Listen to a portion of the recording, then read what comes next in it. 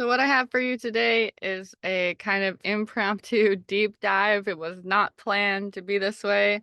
It's an experienced liver flusher roundtable, but ended up just being kind of a deep discussion with me and a new friend, Emyr. Emyr with a rolled R, it's a Gaelic name.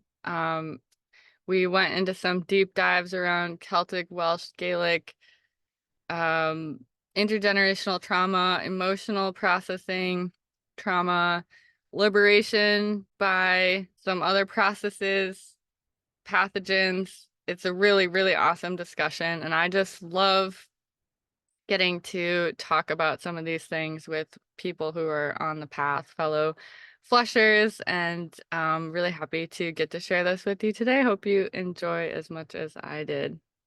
Okay, go ahead. We're talking about intergenerational trauma in the Celtic peoples. Okay. That one. Yeah. So yeah, basically trauma gets passed on through generations of people quite far back really because it's a behavioral thing, right? If your mother does some sort of behavior, you get passed on to us as children, and then we live that lives, learn behavior, but then society shapes that behavior and what society does, and quite often like a big generational thing. Like I was talking about earlier, how the Welsh um, never got conquered because the Romans couldn't really conquer the mountains here. And well, most of the Celtic nations, really, the top of Scotland as well, and how if you look at English history, it's English language is a combination of a lot of different languages, but the Welsh language is quite pure, and so is the Scottish and the Celts in a sense. So how that thing of you know we've been that generational trauma from that could have contributed to the liver stones we have now. And in a sense, what got me the other day actually, um, spent some time with my granddad, which I don't do very often, but we're on about generational trauma ripple effect. And like my family's been, I didn't know this, but on my granddad's side, it's like been like four generations of divorces. And like me and my brother have been the first one that haven't divorced. Not that I'm married yet, but I've been together for a long time. So it kind of feels like, but my brother nearly divorced actually, but I kind of helped him out, I like to think. Anyway, and I truly think, that was, I helped him out when I was starting on my liver flushing journey, and it connects you to your emotions so much more. So I guess you could say we're breaking that cycle and breaking that generational trauma. I don't Wow. know. No, this is so good. This is so interesting. And yeah, it's so cool. It seems like you have done some study in this, in this direction and the linguistic connections, which I really love. I'm also curious because I actually learned some pretty crazy stuff that like certain genetics, like basically my genetics, which is this Irish, Celtic, Scottish thing, Welsh, um, that they are like more susceptible to certain kinds of like processes getting taken down. In a way, there's almost like I'm not sure. Like this is like such a big piece that I don't understand about, but like this crazy information came to me, which was so I was injured by a shot, a vaccine, like of one of the things. It was a particular vaccine called Gardasil. And there was information I received that like particularly this light-skinned, freckly, these genetics of this particular kind of like swath of the world, those girls were actually hit. They'd be hit like way harder by this particular intervention. And I mean, there's so much that I'm interested in that concept, like if there's targeting of that kind of sensitive creature, um, or and then also it seems like, yeah, or like alcohol, like some kind of pancreas and liver, almost like weakness or sensitivity also that causes certain kinds of reactions. I also had a really hard time with alcohol. Um, Mm. It's so interesting you said that. Yeah, things are firing in my head as well. It's very easy to go down the nefarious route of targeted death, and it's almost the juiciest one to grab in it, because if you think of it, that the history of this um Celtic people, if you like, what we're talking about, uh, we didn't we don't really conform to government. There's a lot of anti-government over the years and stuff, and there's a lot of history of North Wales, especially where I'm from, of being very unruly and loads of smuggling and all this stuff. But people never really fucked each other over as much in the Welsh communities. And I think Welsh people now, even now in general, are very empathetic, can't say that word, and loving. And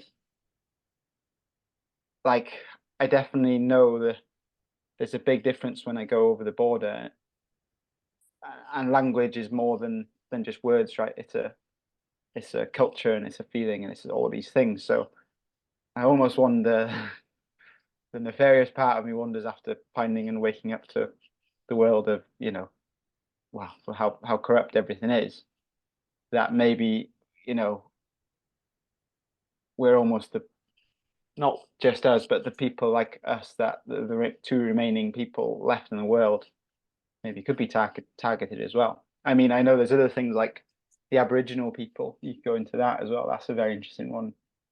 Um, read some books about that, Western Eight Price, and Hmm. talks about how they're one of the oldest civilizations, and their culture's been demolished very, very fast. But maybe it's a modern version that it could be. I mean, I don't put anything past it anymore. All the shit I'm reading about different stuff. Yeah. Yeah, yeah, we don't want to discount anything at this point. Oh no. What do you think about the whole? Because even Maritz talks about it. You can change your genetics. You know. Yeah.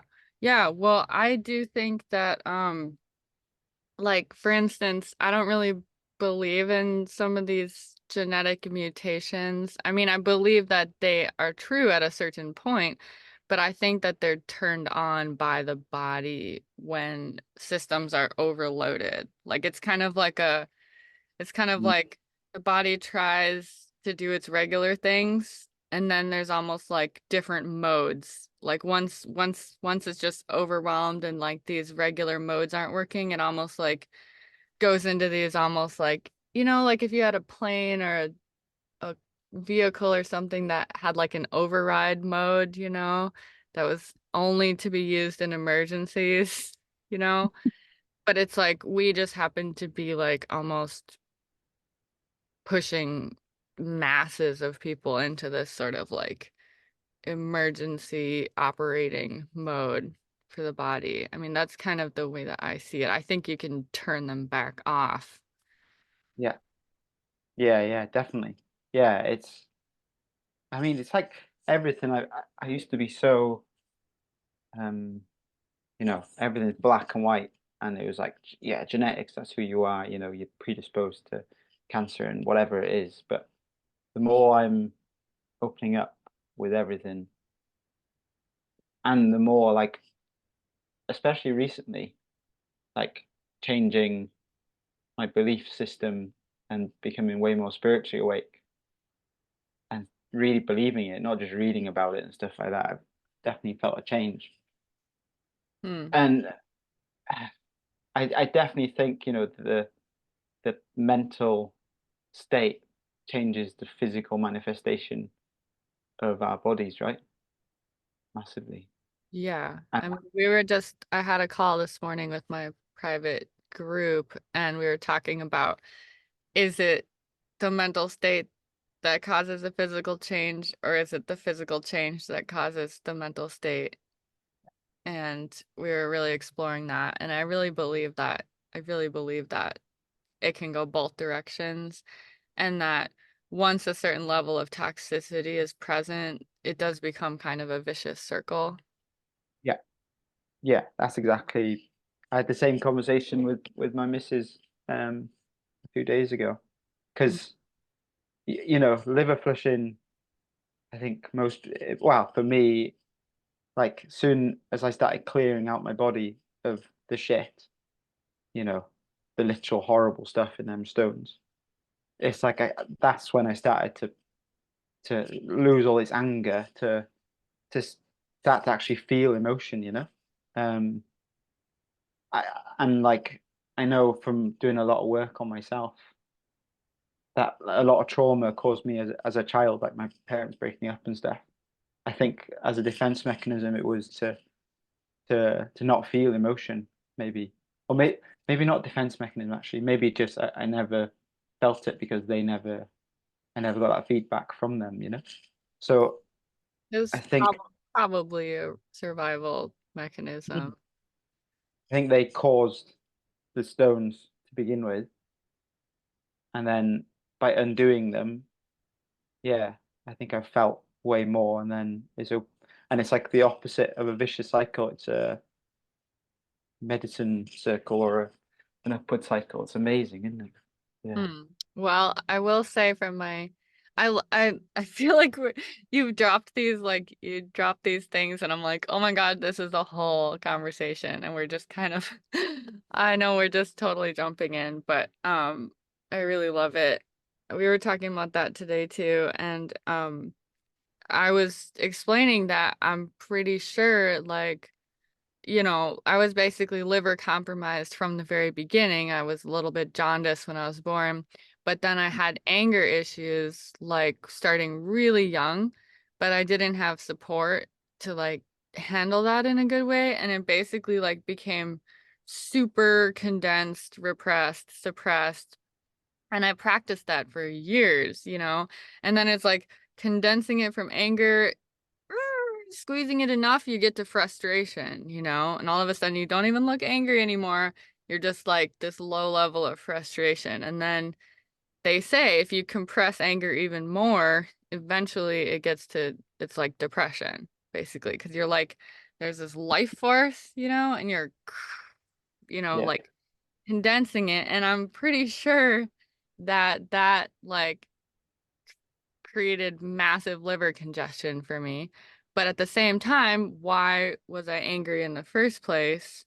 There could have been liver compromise that was leading to that. And personally in my current journey, I actually feel like what you said really perked my ears because this year has felt like this massive, like almost like if you had an iceberg and then you started to thaw it. It's like it Yeah. started to thaw and then it's like you get flooding, just like Yeah. flooding and I'm like, whoa, I used to be so numb and I'm like, but this is a lot of feeling, this is like an extreme amount of feeling and I don't even know, I'm like hanging on for dear life. This like flooding. And I will say, like, I am not through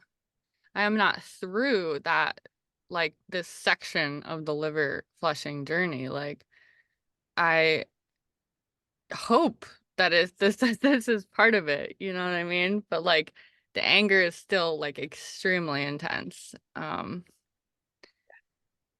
Yeah. Yeah. I think for me, it's like the liver flushing has allowed me to feel a certain, a lot more. And like you said, the iceberg's melting.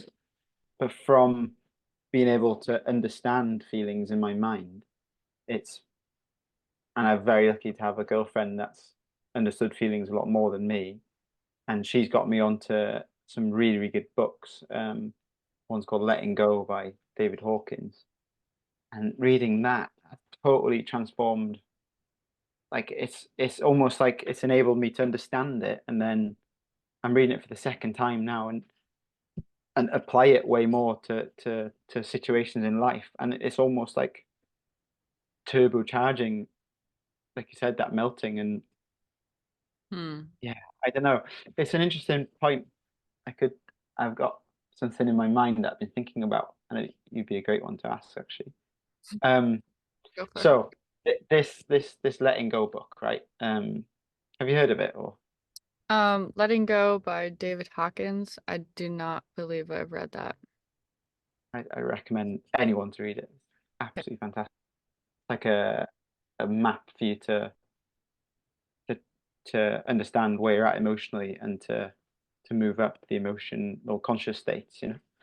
But then, so basically, his teacher, this guy, Lester Levinson, his name is, and he was in the something like the 50s, and he was terminally ill with loads of cancers in his body. I've just bought his book to read, but and the doctors couldn't help him or whatever.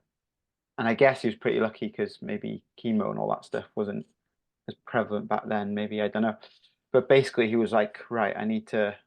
He was just sat in bed and he just tried figuring out, right, how am I going to heal, you know, going through this, and he basically came to the conclusion that he needed to let go of all the repressed anger because he had nothing else to do. He was just in bed, you know, and he wasn't accepting, oh, I'm just going to die. He wasn't thinking that. He was like, there must be a certain way. I think he was an engineer or something. And then he just went through all of his life from birth and just went through all the life events and let go and unprocessed them all. Because we're just like computers, you know, the programs we hold to certain situations cause anger or happiness or whatever.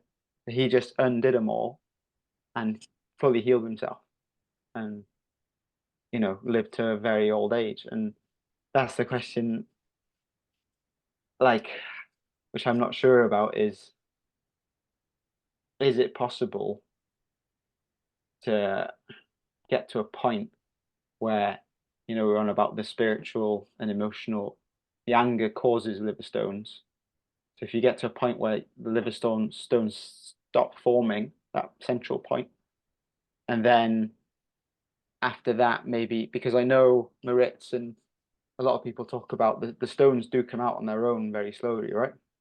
You know, they pop out as a defense mechanism.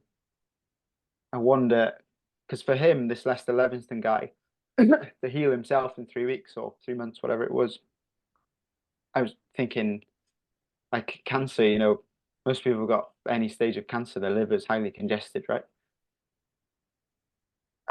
So he must have unclogged his liver on his own without doing any flushes because he doesn't talk about any flushes or anything holistic healing, you know?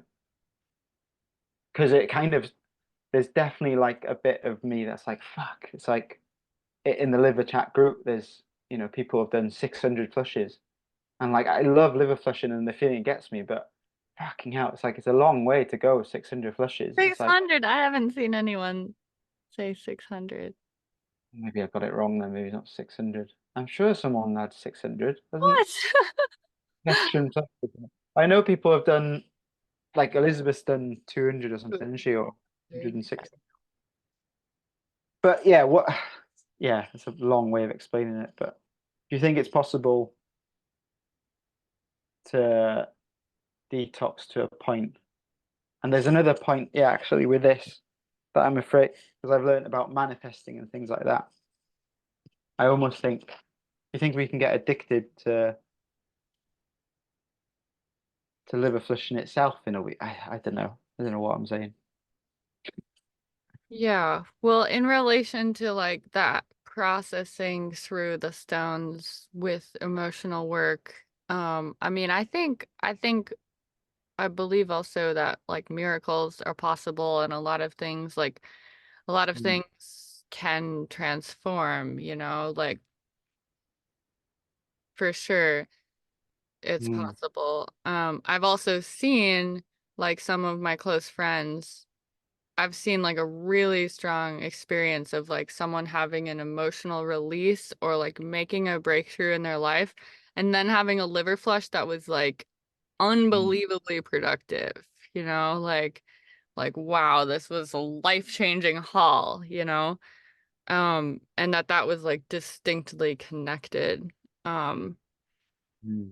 And like I've seen certain people too, and like this is part of what I try to also encourage and teach in my program. And I know Elizabeth Wells also talking a lot about it. Like, how do we get it flowing? Because I had a friend who was passing stones every single day, just by having like the gaps shakes or like whatever she was kind of having. It was almost like, or like I have also a friend who has a small child, a 3-year-old, totally congested liver, just like bad situation, histamine issues and all of that. And she was on the GAPS diet and started passing stones just from eating fat. So, but then, yeah, there's also potentially this ability to like vaporize things and like in a way it reminds me a little bit of fasting. And I went pretty far with the fasting direction until I had to turn around basically. But I think like what's exciting to me about liver flushing versus fasting is like fasting, it's like you have to like metabolize through like every bit of the material. It's like you have to like digest. And it's like to get through that amount of material that we get out of the liver, it's like, man, you have to fast for so long and it's so suffering. Whereas if you just use this protocol, you can like take a trash bag and you can take it out. It's amazing. It's like such a shortcut to me. But like Yeah. maybe there's even another shortcut, you know, which is Okay. this like if you can get, because I think you can do it with Qigong too, or some of these states, some of these practices, again, they're like you have to dedicate a lot of time and energy to like the discipline of the practice. And that would be true for fasting or qigong, but it's like potentially that like power of the concentration of chi or awareness, like this guy's talking about, like if you meditate straight for weeks, you know what I mean? Yeah. Potentially you can literally, transfigure or like evaporate things. Mm. Yeah. I'm starting to fully believe, that because obviously there's the whole point of the liver. I can see some grapefruits behind you. Um, Grapefruits and olive oil is to trigger the bile to go boom in the liver, right?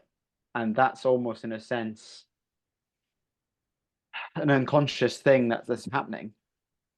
But these whole practices of qigong and meditation and things, that's all about accessing the unconscious and like getting into that parasympathetic nervous system. So I definitely think, I wonder if you could just visualize your liver detoxing, and if you did it every day, I wonder if that would do it. Maybe we should do it. Maybe I should do it. Yeah. Yeah, yes, I think that would definitely make a difference. And also like the crazy thing is like we are the cutting edge of this research. Like I always say that, like kind of like, well, nobody's really putting the money into looking at this crazy liver congestion right now, except for those of us who are trying to figure it out. So please, Ems, go for It's it. insane, isn't it? Like, do you sometimes like think like, how the hell have I ended up like on that leading edge, and how lucky and like so much gratitude. But it's like there's so much like benefit from it. Imagine if hospitals, right? If someone went in and they'd be like, "Oh, what have you got?" or whatever, and then they'd be like, "Oh, I've got this," and be like, "Oh, we'll do some conics first, and then we'll get you onto some liver flushes, and then, you know, eat this, do that." Imagine it. Well, maybe we should. Yeah, maybe. Yeah, imagine it. Yeah, I mean, man, colon. Yeah, just start with like literally cleaning the colon. Just go up the track. Um, there's some groups that I'm a part of, that teach, cleaning up the body, healing from everything with certain solution, a certain oxidizer, right? But they say like before you even start the protocol with the oxidizer, like clean every org, like basically, flush every organ, or all of these detoxing organs. There's like a procedure of that. And yeah, if you can imagine, it's like what we even think is the problem when you get to the hospital could Mm, just be eliminated. And if they were actually doing that in the medical field, then, we would continue to hone what are the best and most efficient ways, what are the most comfortable ways, what are the yeah. most efficient ways to do what we need to do, which is like get this crazy gunk out of the colon, get this crazy gunk out of the liver, you know, start to flush and move the lymphatics, um, the Mm, skin. mm, yeah. There's I'm reading a book at the minute about the founder of osteopathy, a guy called A.T. Still in Kirksville. I don't know if that's close to, I don't know America, but he was from Kirksville in America in the middle somewhere. And it's an amazing journey.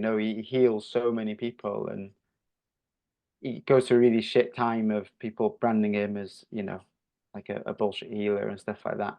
But then it gets to about 1900 and like they legalize osteopathy, and it's like osteopathy starting to win against medical treatment. People are actually choosing it over conventional medical treatment. Um,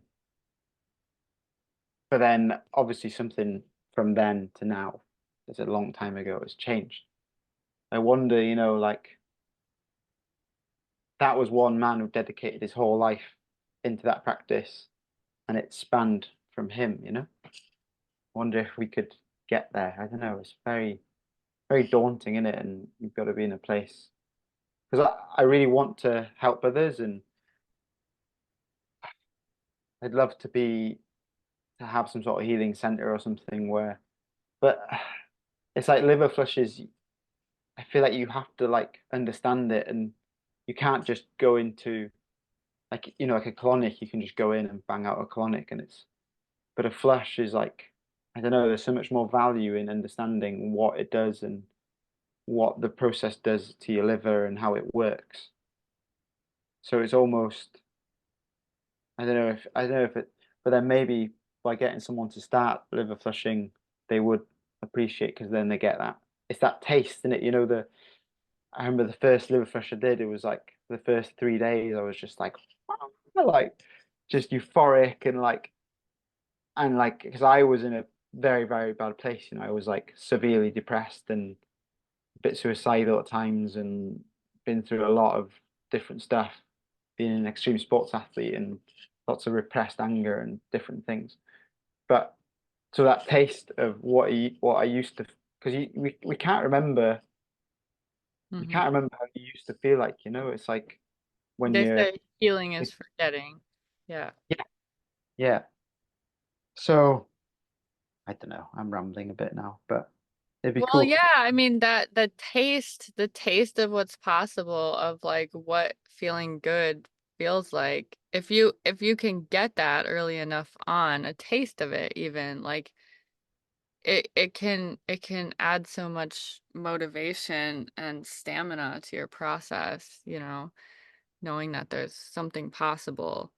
And I like what you were saying too about like education and understanding seems to be like an important piece of liver flushing, like fully landing in someone's life and making a big difference. And that's part of why I developed my program where I help onboard people into liver flushing, because it's like not everybody can A, sit down and read the book, and B, like, well, let's talk about it, and like I'm gonna share with you the concepts, and we're gonna talk through it, and we're gonna meet up, and we're gonna chew on these topics. And you have that because really the shame is too is when someone just tries it a couple times um and then stops too. So like I'm also getting more and more clear with people before they even start to work with me, like, hey, this is like, don't start. Don't even come if you're not really wanting to do this.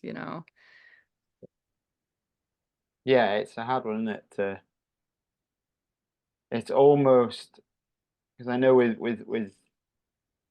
my emotional side with depression, I had to hit the bottom to admit there was a problem to start helping myself. Mm. And it kind of came the same way with liver flushing.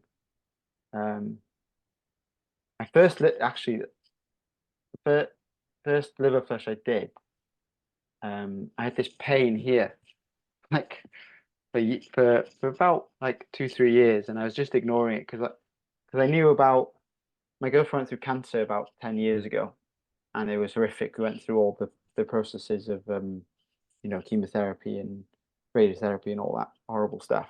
Mhm. Which I'd tell anyone now not not to bother with ever. But at the time, we were like so determined and we were so positive that she was going to heal. And I think knowing what I know now, that's how she healed from, the positive action of healing and changing our lives. But anyway, but I read Maritz's book back then about liver flushing, like during when she was going through chemo and stuff, and I was like, fucking hell, what this is way too extreme. I was like, this sounds mental, It was like because I was like so in black and white in the system, being like, I was so looping back to the Welsh thing, naive of the medical system. I was like, there's no way that people would harm people. You know, they've tested all this. I used to be so confident in drugs and be like, there's no way this causes anything. Because like maybe being Welsh or maybe being stupid. I don't know. But then Well, 10, maybe more trusting, you know? yeah, Yeah. Because you're used to an environment where people have integrity. yeah, you're right, yeah. But then 10 years later, I had this pain here, and I knew that I didn't want to go see the doctors because I knew I was like, "Ah, fuck, I'm done with that side because I woke up like through that 10 years after. I got fed up being scared of the cancer coming back, so I did loads of research into different stuff and found out about the medical world. But then I didn't. Well, I read Maritz's book, but I forgot about it. And then I had this pain. I was like, oh, fucking, I was just ignoring it, hoping it'd go away.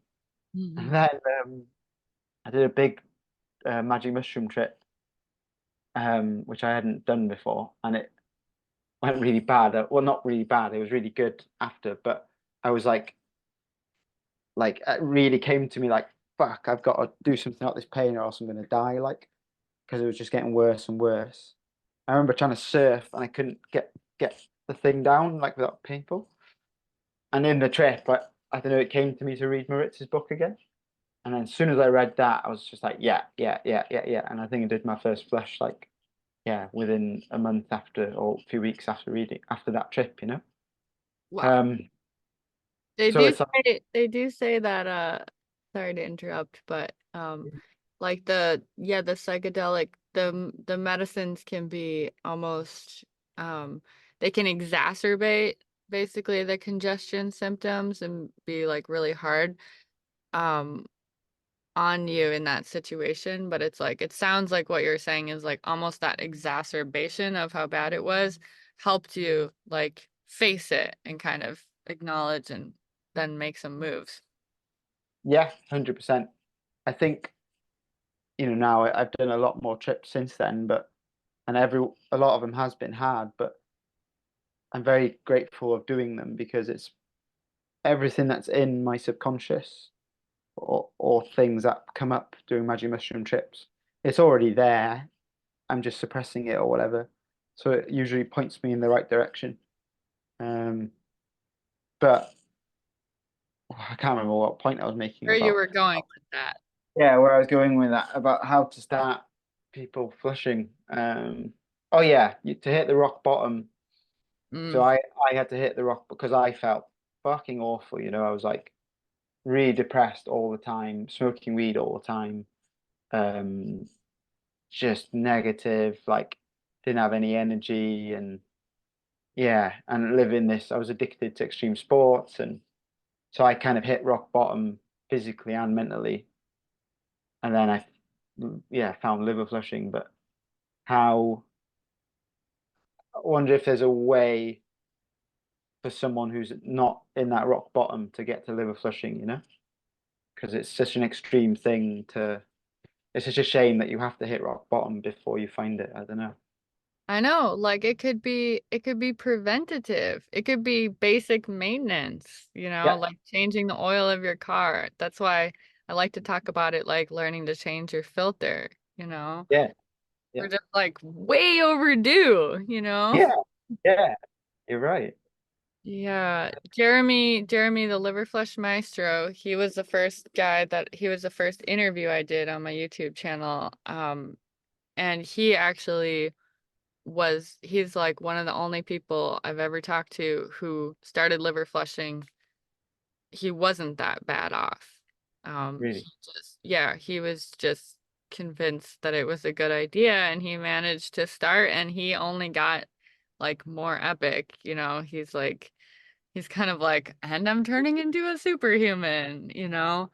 Um, so Yeah. yeah, I think it's really worthwhile, like if it was taught in that way, if it became a little bit more just like, oh, this is a, it's like how we stopped deworming, like we deworm animals, but we stopped deworming humans, and then we get to these like crazy like infestations. I mean, if you see on Facebook these days, like Yeah. But yeah. people are full of parasites of all kinds. Mm. Um, What do you? So I've only just started venturing into the deworming world, really, and I've got rid of a lot of worms, but there's a part of me that's like, because I was like Maritz was my god, for a long time, and it was like I followed everything he said, and I bought that massive book, and it's amazing, and it was like, and I was this black and white, and I was like, fucking, what to do in the situation? I'd read and find out and stuff. But he says, about parasites that, as in nature, everything's there for a reason, and they're there to clean up the junk, and they'll come out on their own doing a flush. Um, which I agree. Um, but then from getting other information and being like going on Elizabeth's course and stuff, I found out stuff like that a lot of these liver flukes and like parasites live and can hinder flushes. But my worry is with doing parasite cleanses before a flush, because I know a flush, your liver's like this tree of of of pipes, and it gets rid of the like a layer, doesn't it? So if you do a parasite cleanse, um, like turpentine or whatever it is, it doesn't selectively kill the parasites that are going to come out next in the liver. It kills everything. So I'm kind of worried that the ones behind are going to get killed, and then they're going to rot and cause more damage than if I just didn't do a cleanse, and just flushed them on their own. What do you think about yeah, I hear you. I mean, I've gotten more and more sort of um like I mean, in the way that I see the situation in the paradigm I see it from, like the parasites are in general sequestering material that was sort of too intense for the body to sort of cleanse with its own cells, and so it kind of calls up the next helpers, viruses, then bacteria, then fungus, then eventually worms, and larger organisms like that. And I've seen a lot of I'm not a huge fan of protocols that sort of blow them up or kill, or yeah, like you really don't want them to die and or explode somewhere, that? because they're sequestering a bunch of toxicity. So I Yeah. kind of like to see more protocol, like I prefer protocols that sort of get them out Mm. whole or they come out naturally. Um, I think though, I think that, and Elizabeth is a specialist kind of in that Candida realm, which is a parasite, is there for a reason. It's trying to clean things up. It's like the earth, like one of the best composters. They even were developing different fungi to help help us with cleaning up plastic and oil and petrochemicals, all these things. They're a really, really effective cleanser. But I guess one of the pieces that gets so okay, first to answer your question, is all of the liver getting blood supply? Is it getting the same amount of nutrients and fluid and blood supply? In that case, if it's not, say the like deeper congested areas aren't getting as much blood supply, then they're not going to get as much of Yeah, the yeah, yeah. herbal components and alkaloids as what is actually reachable, which you're getting closer to. Um, Mm, so that would be one thought yeah, to yeah, answer your question. And then and then like there's also this aspect where, and again, it's like, do we have enough proof or understanding of these things? Obviously not, but there's natural ecosystem and natural critters, and then there's weaponized nature, you know? yeah, yeah. And unfortunately, we're kind of like walking this like really milky, cloudy line of like, okay, I trust the viruses, I trust the bacteria, I trust the fungus, I trust the worms until they have Mm, been like programmed to actually not act in a natural way. I mean, I really think that's part of what we're seeing with some of these infections, some of these sort of stealth infections, whether it's Lyme and all of its friends, yeah, um, some of the fungal and some of the like colonies of worms that are just like really tenacious, and seem to need a little bit of like a nudge, at certain times. I still think we need to be like conservative with how and when we do that, but That's a very, very good point. One I haven't thought of.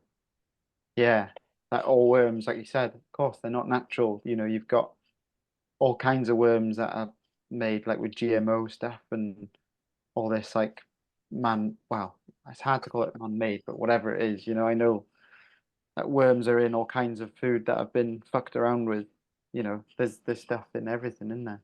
well, and So there's so much that we're not being informed about, I mean, and I think like a good example is like some of the viruses that are spread by mosquitoes, especially like that we don't hear about as much. They're in like third world countries, but the way some of those infections, it's just some of them we've found out, were bioengineered, and a yeah, lot of it we just do not have information about. It's not being like upfront really, but we do know that things are leaking out of labs, and we do know that things are being like genetically modified on a wide scale of commodities. yeah, there's all them, well, there's no mainstream of it, but all the labs in Ukraine and all that kind of stuff, if you go down that rabbit hole I of haven't modern. really gotten to that. Oh, I used, this is a thing as well. It was going back to all emotional stuff. I got on this thing and, you know, this whole COVID thing woke me up to even deeper corruption and stuff like that. So I went down these rabbit holes of like, fuck, and it was really interesting, but at the end of the day, fuck, it fucked me up even more because it just caused me more anxiety and more fear and I think if I was in, a state of fear, I'm just making myself more ill. So now I don't go down those holes as much, but still, I'm glad I have because it has informed me. Because if you'd have said about man-made parasites before, and I didn't, I'd been like, what fucking what's she on about? But you know, it makes sense because yeah, man's pretty mental, really. What we do, isn't it? Like, you know. So I think that's why we walk a fine line with like when do we intervene and when do we let nature run its course, like within our own territory of the physical vessel. And I know Andreas Moritz really lends himself to being treated as a guru. I think he kind of likes that black and white. He has an affair with that somehow because it's very easy to like fall into his like this Oh is yeah. the way it is, you know. And I had to like recover from that to some degree, but and also I think it's really important to keep in mind, and this is also why I felt like reviving some of the teachings, expanding on the teachings, bringing them a little more contemporary. You know, the times have changed since he was around and doing this. And it seems like not that much time, but we have done some radical things here on planet Earth in Yeah. that short amount of time. And the compounding, like we've been talking about, of the whether it's the trauma generational, but also the toxicity generationally, and whether that's even a different thing is debatable. But I I do think that just because it worked for him to never, to not address things, Mm. pathogens straight on. And I personally, I like the idea of trusting nature. I really do. Like that appeals to me a lot. Um, but I also but I also, have really high loads of things that are not seeming to necessarily help me, all the Yeah. time. So, Yeah. I think I've got to the same thinking of conclusion. I read Weston A. Price's book, Nutritional Degeneration, and it's called. But he goes around the world and visits tribes, and it's an amazing book. And that was like the because I was like fully vegan after Maritz's thing, and not vegan, but I ate butter, like you said, and stuff, and followed his diet. But then after reading that nutritional generation and seeing what all the tribes ate and all this stuff, I was just like, fuck. It really like because I'd been craving meat and things like that for a while anyway. So I started to follow my body a lot more, and it wasn't as strict. But then after reading that book, I was just like, oh, makes total sense. But then again, if you apply the same sort of knowledge of what those tribes were eating and what they were doing was such a natural lifestyle, and there was no man-made parasites or toxicity in the air or EMF or all these things that are causing us toxicity.